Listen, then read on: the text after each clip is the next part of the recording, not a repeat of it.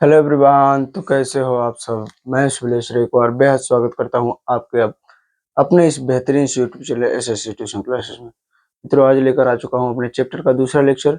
चलिए इस वीडियो को एकदम बढ़िया तरीके से क्लियर करते हैं और एकदम शानदार तरीके से इस वीडियो को बनाते हैं। मैंने पहला लेक्चर अपना पढ़ चुका है और उस लेक्चर में हमने देखा है मित्रों कि जो हमारा क्या देख लिए थे, अभिक्रिया के बारे में देख लिए थे। क्या अभिक्रिया, इसके बारे में देखे थे मेरे भाई। यहाँ पे अब क्रिया के बारे में देख लिए थे, जिसको परिवर्तन भी कहते हैं। क्या कहते हैं मेरे भाई? परिवर्तन। और इनके प्रकार भी देख लिए थे पिछली कक्षा में मेरे भाई। मैं पिछली कक्षा की बात कर रहा हूँ, पहले लेक्चर का। और जो मैंने बताया था इंट्रोडक्शन के बारे में थोड़ा बहुत, तो इनके प्रकार भी देख लिए थे। रासायनिक परिवर्तन, रासायनिक परिवर्तन भी देख लिए थे भाई। भौतिक परिवर्तन भी देख लिए थे।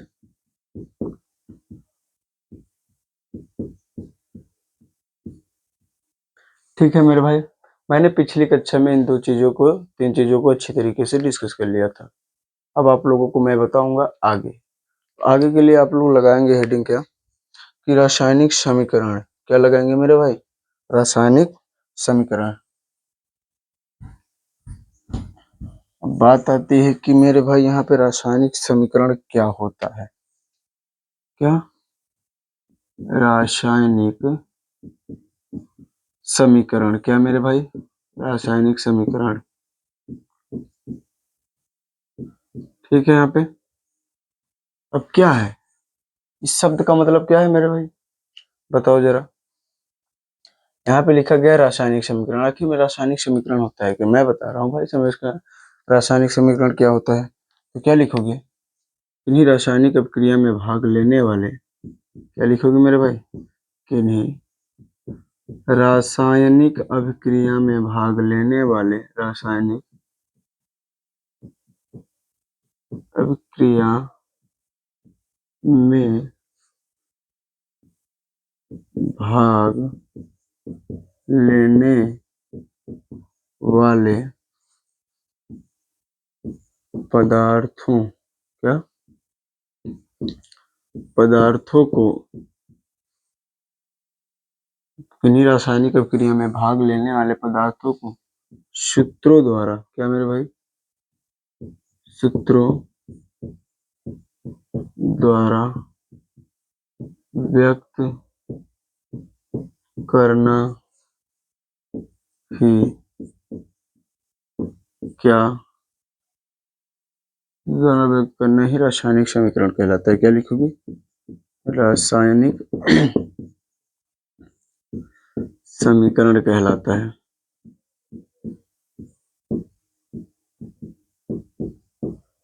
ठीक है, यहाँ तक मेरे भाई आप लोग देख लो, अच्छे तरीके से देख लो। यहाँ पे कोई भी डाउट हो क्लियर करो तुरंत इसको। क्या एक बार फिर से देखो, किन्हीं रासायनिक अभिक्रिया में भाग लेने वाले पदार्थों को सूत्रों द्वारा व्यक्त करना ही क्या कहलाता है मेरे भाई? यहाँ पे रासायनिक समीकरण कहलाता है। अब देखो, मतलब सूत्रों द्वारा प्रदर्शित आखिर में क्या करते हैं। तो मैं अगर क्या ले लूँ यहाँ पे, सोडियम अगर मैं ले लूँ, सोडियम, और यहाँ पे ऑक्सीजन के साथ इसे जलाता हूँ। ऑक्सीजन के साथ जब गर्म करते हैं तो हमें क्या प्राप्त होता है। अब देखो यहाँ पे सोडियम में भाई कितने चार्ज होते हैं? बोलोगे सर +1, और ऑक्सीजन पे -2। यहाँ तक बातें क्लियर है आप लोगों को? अगर यहाँ तक बातें क्लियर है तो आगे देखो, जब इन दोनों को क्रॉस कराते हैं तो यहाँ पे हमें क्या प्राप्त होगा। अब यहाँ पे लिख लो NaO। अब देखो, सोडियम पे +1 चार्ज है और ऑक्सीजन पे -2 चार्ज है, जिससे क्या होंगे, कट नहीं पाएंगे। अब बोलोगे सर कट नहीं पाएंगे तो क्या करेंगे? बताता हूँ भाई, इसका भी सॉल्यूशन है मेरे पास। तो क्या करो, आप ऑक्सीजन वाला 2 को अपना सोडियम के पास रख दो। ठीक है यहाँ तक। और जो सोडियम वाला 1 है वो ऑक्सीजन में रख दो। क्या हम इस चीज को ऐसे लिख सकते हैं क्या? सोडियम और O, सोडियम पे 2 और O। बोलोगे क्यों नहीं सर लिख रहे, आप बता रहे तो लिख सकते हैं। तो लिखेंगे यहाँ पे Na2 और O। चीजें समझ आई यहाँ तक? कोई दिक्कत आप लोगों को? कोई दिक्कत हो तो जरूर बताएं मेरे भाई। यहाँ पे तो देखो क्या कहा है कि किन्हीं रासायनिक अभिक्रिया में भाग लेने वाले पदार्थों को सूत्रों द्वारा व्यक्त करना ही रासायनिक समीकरण कहलाता है। तो देखो यहाँ पे क्या था, सोडियम था यहाँ पे, एक ऑक्सीजन था।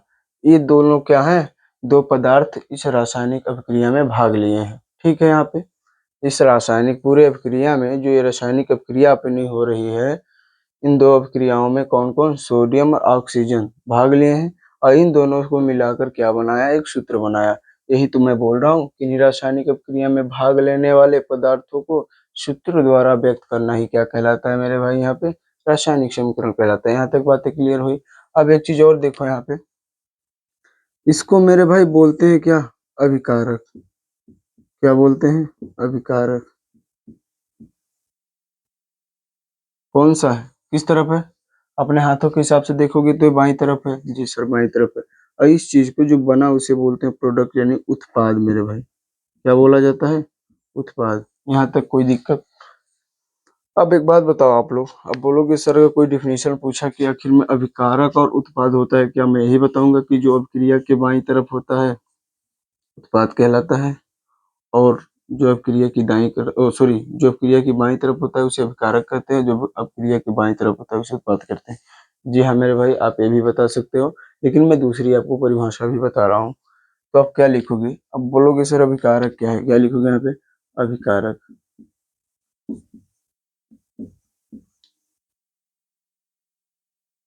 और उत्पाद। ठीक है मेरे भाई, यहाँ तक कौन कौन, अभिकारक और उत्पाद। तो क्या लिखोगे, किसी रासायनिक अभिक्रिया में भाग लेने वाले पदार्थ तथा उनसे बनने वाले पदार्थ को क्या कहा जाता है, अभिकारक तथा बनने वाले पदार्थ को क्या कहा जाता है, उत्पाद कहा जाता है। यहाँ तक बातें क्लियर हुई आप लोगों को, क्लियर हुई तो लिखते हैं यहाँ पे मेरे भाई, किसी रासायनिक अभिक्रिया, रासायनिक अभिक्रिया में भाग लेने वाले पदार्थों को, लेने वाले क्या, पदार्थों को, पदार्थों को अभिकारक तथा, अभिकारक तथा बनने वाले पदार्थ को उत्पाद कहा जाता है। ठीक है मेरे भाई, यहाँ पे क्या मैंने बताया, अभिकारक और उत्पाद, किसी रासायनिक अभिक्रिया में भाग लेने वाले पदार्थों को अभिकारक तथा उनसे बनने वाले जो पदार्थ है उसको क्या कहा जाता है, उत्पाद। तो अभिक्रिया में भाग कौन कौन लिया, एक तो सोडियम और दूसरा ऑक्सीजन, और इनसे जो पदार्थ हमारा बना क्या बोलते हैं, सोडियम ऑक्साइड, इसको हम क्या बोलते हैं, उत्पाद बोलते हैं, और इनसे जो भाग लिए उसे क्या बोलते हैं, अभिकारक। यहाँ तक बातें क्लियर है आप लोगों को, क्लियर है तो चलो आगे बढ़ते हैं।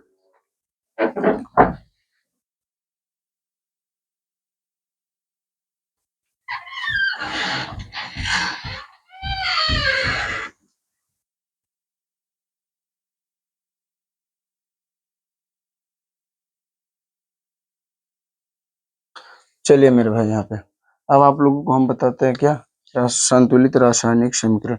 फिर एक चीज मैंने भूल गया यहाँ पे, अब एक चीज और देखो यहाँ पे, मैंने क्या लिया था, सोडियम और ऑक्सीजन। ठीक है, यहाँ पे सोडियम और ऑक्सीजन लिया था, और यहाँ पे हमारा बना क्या था वहाँ पे, Na2 और O। क्या बना था, Na2 और O।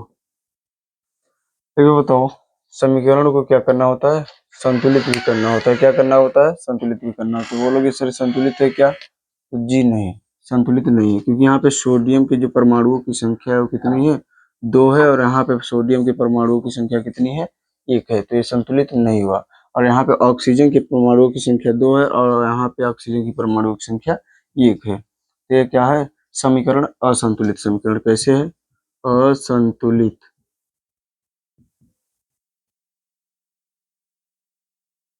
रासायनिक समीकरण है, असंतुलित रासायनिक समीकरण है। तो इसको मैं संतुलित कैसे बना सकता हूँ? देखो मेरे भाई यहाँ पे कैसे संतुलित बना सकता हूँ। तो अगर मैं कहूँ कि इस तरफ जो सोडियम की संख्या, सोडियम के परमाणुओं की संख्या है 2 है, और इस तरफ जो सोडियम के परमाणुओं की संख्या है 1 है, तो अगर मुझे इस तरफ 2 बनाना है तो क्या करेंगे मेरे भाई? यहाँ पे बोलोगे सर बहुत ईजी सी बात है, उस तरफ 2 है तो यहाँ पे आप 2 से मल्टीप्लाई कर दो तो सोडियम की संख्या जो हो जाएगी यहाँ पे 2 हो जाएगी। ठीक है मेरे भाई, सोडियम की संख्या यहाँ पे 2 हुई, यहाँ भी सोडियम 2 ही है, तो सोडियम संतुलित हो गया। ठीक है मेरे भाई, लेकिन एक चीज और देखो, यहाँ पे सोडियम भी 2 है, ऑक्सीजन भी 2 है, लेकिन यहाँ पे सोडियम ही 2 है, ऑक्सीजन 1 ही है। तो क्या करेंगे सर? यहाँ पे ऑक्सीजन के लिए यहाँ भी 2 से मल्टीप्लाई कर देंगे। ठीक है सर, आपने 2 से मल्टीप्लाई कर दिया। तो यहाँ पे एक और चीज और देखो, यहाँ तो ऑक्सीजन तो 2 हो गया, और ये सोडियम कितना हुआ? 4 हो गया। अब सोडियम जब 4 हो गया तो यहाँ पे सोडियम कितना बचा आपका? 2 बचा। तो 2 कर हटा के क्या कर देंगे? यहाँ पे 4 कर देंगे। अब जो हुआ हमारा रासायनिक समीकरण कैसा हुआ? संतुलित रासायनिक समीकरण हुआ। कैसा हुआ? संतुलित रासायनिक समीकरण, रासायनिक समीकरण। ठीक है मेरे भाई, यहाँ पे अब आती है बात आखिर में संतुलित रासायनिक समीकरण होती क्या है? तो मैं बताता हूँ मेरे भाई, कि संतुलित रासायनिक समीकरण आता है। ठीक है, ये छोटा था आपका, इसको क्लियर कर लीजिए, तब तक आगे बढ़ते हैं।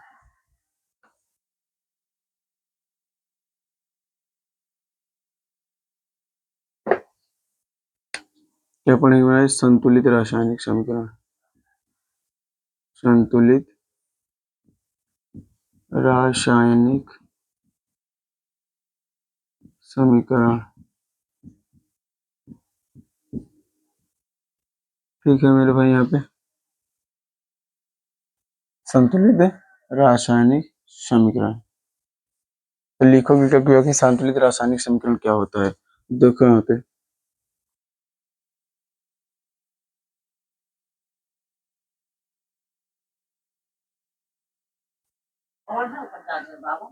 देखो, यहाँ पे सोडियम प्लस ऑक्सीजन। ठीक है, यहाँ पे सोडियम और ऑक्सीजन को जब मैंने यहाँ पे रिएक्शन कराया यानी गर्म किया, क्या हमें प्राप्त होगा? Na2 और O, यही तो प्राप्त हुआ। यहाँ पे 2 लिखेंगे, यहाँ पे 4 लिखेंगे, यही तो था। अब जब यही था तो बात बताओ, मैं क्या लिख सकता हूँ क्या? कि जो ये तो है, ये जाहिर सी बात है, इसे क्या बोलते हैं? अभिकारक। और ये उत्पाद। ठीक है मेरे भाई, यहाँ पे ये क्या है आपका? अभिकारक, ये है आपका उत्पाद। तो लिखेंगे यहाँ पे, क्या लिखेंगे? जो लिखेंगे यहाँ पे कि आखिर में संतुलित रासायनिक समीकरण होता क्या है, यही लिखना है कि किसी रासायनिक अभिक्रिया में अभिकारक के परमाणुओं की संख्या, क्या लिखोगे यहाँ पे? किसी रासायनिक अभिक्रिया में, रासायनिक अभिक्रिया में, अभिक्रिया में अभिकारक के परमाणुओं की संख्या, अभिकारक के परमाणुओं की संख्या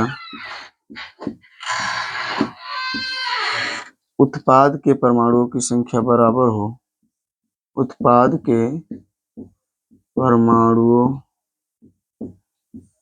की संख्या के बराबर हो, संख्या के बराबर हो, संतुलित रासायनिक समीकरण कहलाता है मेरे भाई। क्या कहलाता है? संतुलित रासायनिक समीकरण कहलाता है।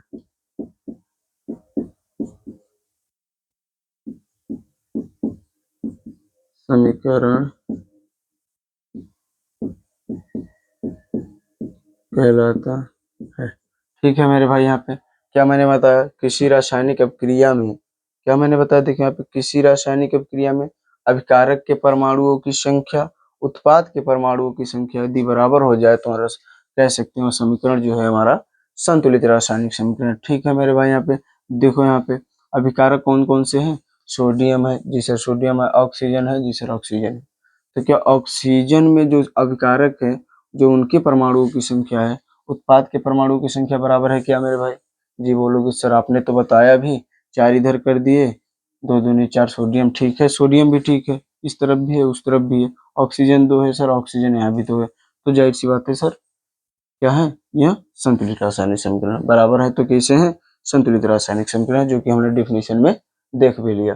ठीक है मेरे भाई यहाँ पे, तो चलिए आगे कंटिन्यू क्लास करते हैं। तब तक इतना देख लीजिए आप लोग, जल्दी जल्दी थोड़ा सा करते हैं।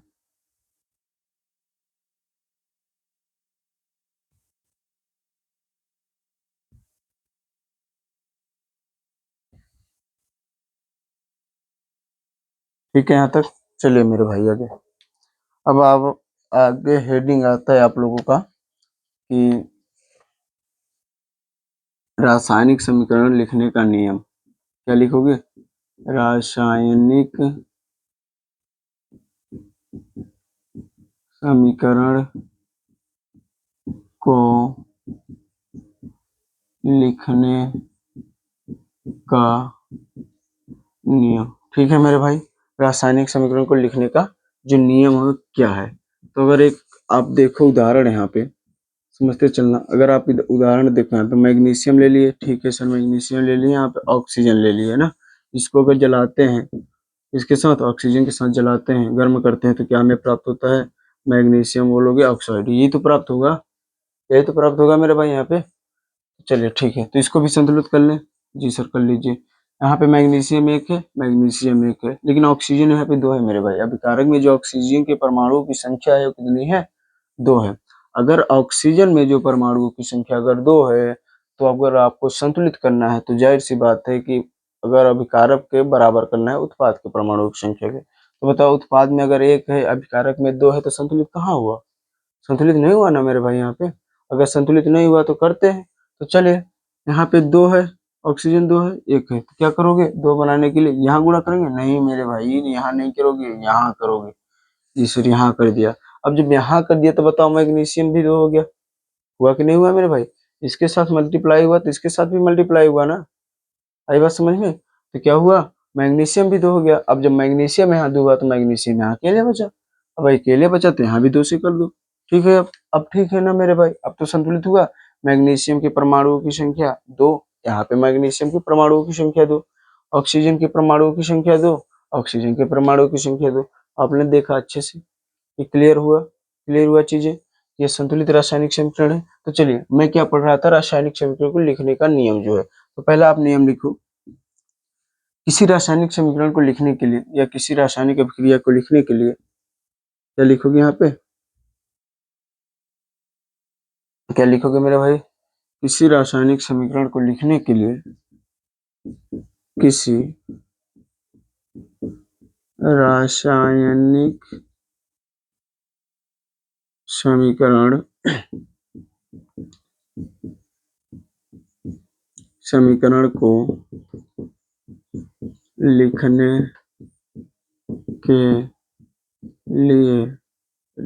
के लिए अभिकारक एवं उत्पादों के बीच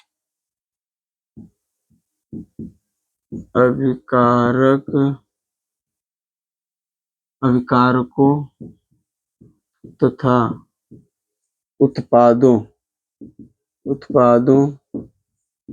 के बीच सदैव प्लस, इसका प्लस का चिन्ह लगाया जाता है।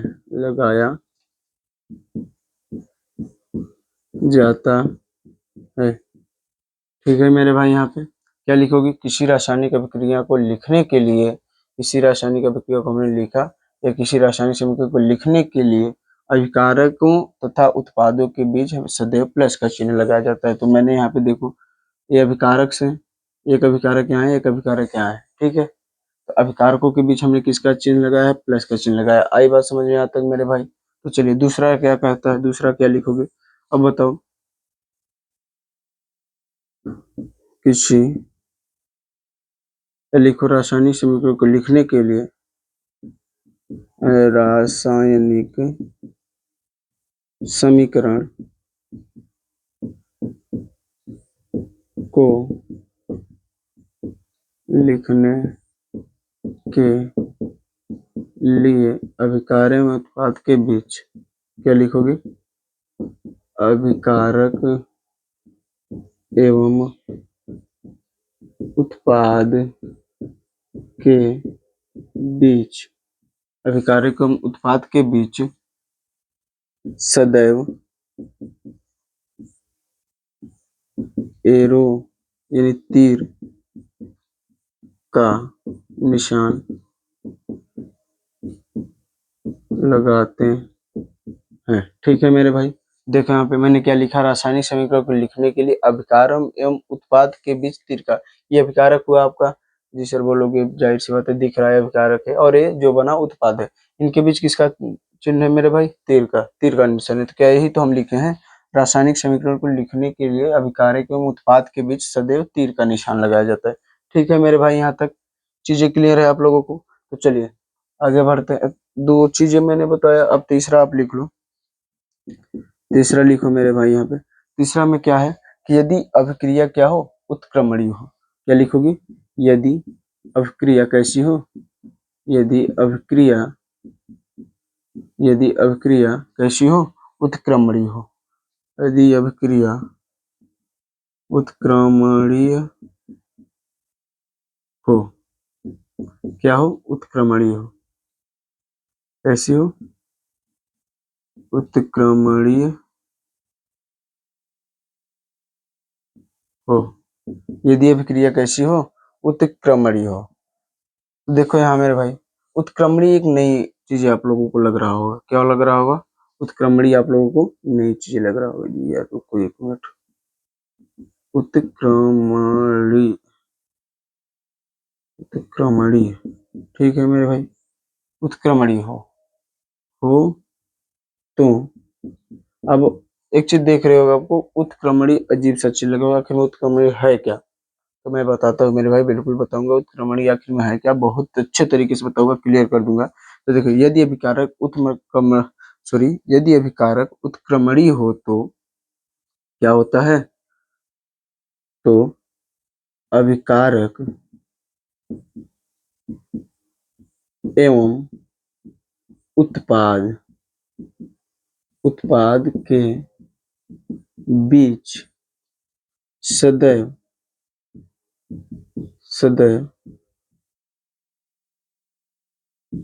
चिन्ह का प्रयोग किया जाता है। का प्रयोग किया जाता है। ठीक है ना मेरे भाई, यहाँ पे मैंने क्या लिखा? यदि अभिक्रिया उत्क्रमणीय हो तो अभिकारक एवं उत्पाद के बीच कौन सा चिन्ह लगाया जाता है मेरे भाई? यहाँ पे ये वाला। अब ये वाला का मतलब अभी हम लोग समझते हैं कि इसका मतलब आखिर में है क्या। ठीक है ना मेरे भाई, तो चलिए आगे बढ़ते हैं, तब तक यहाँ तक देख लीजिए आप लोग, और थोड़ा जल्दी जल्दी क्लास को करते हैं, समय थोड़ा सा कम है, छोटी क्लास लेनी होती है मेरे भाई।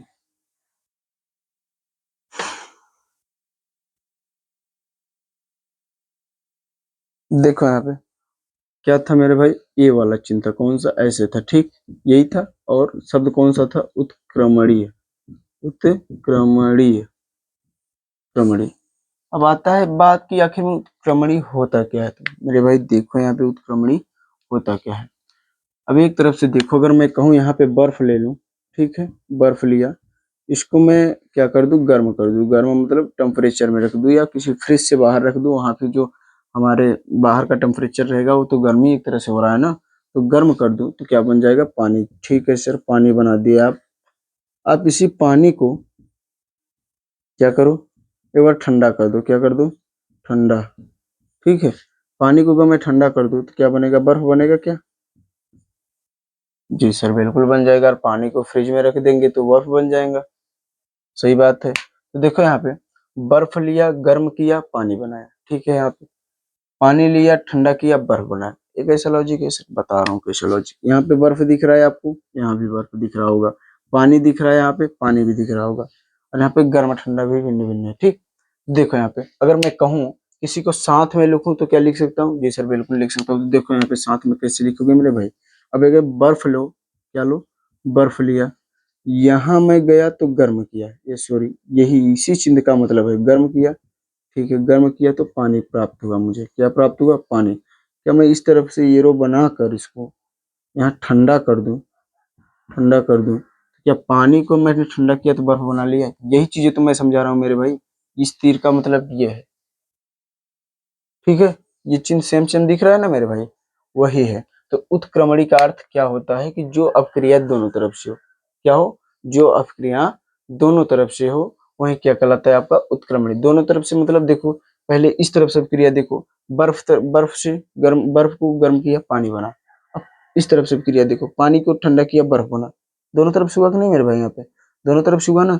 बर्फ को गर्म किया पानी बना, इस तरफ से अपक्रिया हुई। अब पानी को ठंडा किया बर्फ बना, इस तरफ से क्रिया, यानी देखने को मिल रहा है कि दोनों तरफ से क्रिया हुई। अब जब अपक्रिया दोनों तरफ से हुई तो कह सकते हैं जो अपक्रिया है वो कैसी अपक्रिया है? उत्क्रमणीय अपक्रिया है। आई बात समझ में आप लोगों को? यहाँ तक कोई दिक्कत हो तो जरूर बताएं।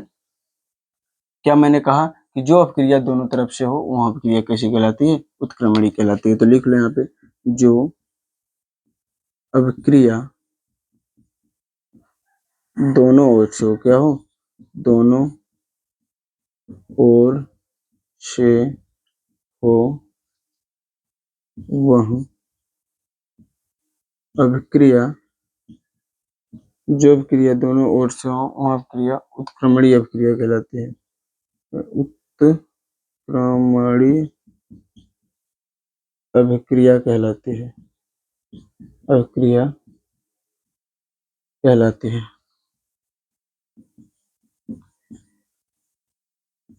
चीजें क्लियर हुई आप लोगों को यहाँ तक?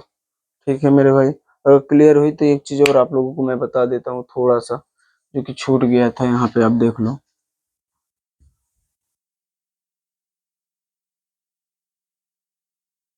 क्या है मेरे भाई? यहाँ आप लोग देखो, एक बात आता है कि अगर मैं कहूँ सर मैग्नीशियम ले लो, ठीक है सर, ऑक्सीजन भी ले लो, ठीक है सर, इसको क्रिया बना लो एक, जिसे बोलते हैं 2MgO। यही तो था, यही तो था मेरे भाई। यहाँ पे मैंने क्या किया था? जलाया था, ऑक्सीजन के साथ गर्म किया था, यही तो था। अगर मैं कहूँ कि जो मैंने गर्म किया, क्या किया? मैं गर्म किया, आखिर में इसको बोलते क्या है सर? गर्म बोलते हैं क्या? गर्म बोलते हैं क्या सर? नहीं मेरे भाई, गर्म नहीं बोलते हैं, बताते हैं क्या बोलते हैं। इसको आप लोग जो बोलते हो तो उसे क्या कहा जाता है? उत्प्रेरक। उत्प्रेरक, ये कौन सा शब्द है सर? उत्प्रेरक। बताता हूँ मेरे भाई, थोड़ा सब्र तो रखो। अब देखो, इसको जो गर्म कर रहा है वो इसी को, क्या गर्म हो रहा है उसी को बोलते हैं उत्प्रेरक।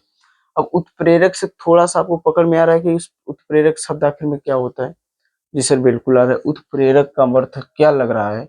ऐसा लग रहा है कि सर झगड़ा लगाने वाला है। जी सर बिल्कुल आपने सही पकड़ा है कि कैसा है? झगड़ा लगाने वाला है। कि दो लोग हैं, बीच में आके, हाँ तुमको ये ऐसा ऐसा बोल रहा था, वो तुमको उसके पास जाके तुमको ऐसा ऐसा बोला है, और दो बीच से हट जाएगा और दोनों लोग क्या हो जाएंगे? आपस में भिड़ जाएंगे। ये दोनों से झगड़ा लगवाता है, कजिया करवाता है, ये इसी को बोल जाता है उत्प्रेरक। इसको अगर देहाती भाषा में बोले तो यही करता है, काम करता है, झगड़ा लड़ाता है। ठीक है, इसमें इसका कोई रोल नहीं है मेरे भाई, इस क्रिया में इसका कोई रोल नहीं है। ये क्या करेगा? इसी में इसका लड़ाई करा देगा। यही तो है उत्प्रेरक, और कुछ नहीं है। क्या कहोगे यहाँ पे? उत्प्रेरक, उत्प्रेरक क्या कहलाता है मेरे भाई? उत्प्रेरक,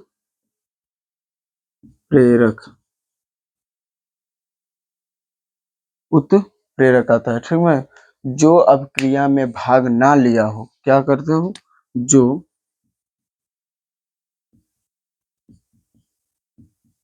अभिक्रिया में भाग नहीं लेता है, फिर भी क्या? जो क्रिया में भाग नहीं लेता है, परंतु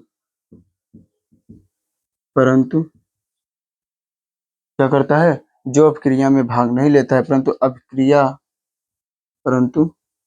अभिक्रिया कराने में, परंतु अभिक्रिया सॉरी, यहाँ पे देखो, अभिक्रिया कराने में मदद करता है। क्या करता है? कराने में मदद करता है। ठीक है मेरे भाई, यहाँ पे यह क्या किया है? अपक्रिया में भाग नहीं लिया है और इन अपक्रिया को करा दे रहा है। वही तो उत्प्रेरक है, झगड़ा लड़वा दे रहा है। ये बड़ा चुतिया आदमी है, समझ लो। ठीक है यहाँ तक। चलिए, आज की क्लास यहीं पे समाप्त करते हैं मेरे भाई। क्या करते हैं? आज की जो क्लास है यहीं पे समाप्त करते हैं। मिलेंगे अगले लेक्चर में, इस चैप्टर के तीसरे लेक्चर में, जो कि आगे हम लोग डिस्कस करेंगे। और आप लोग अच्छे से पढ़ते चलिए। उम्मीद कर रहा हूँ कि आप लोगों को क्लासेस एकदम अच्छी तरह से समझ आ रही होंगी।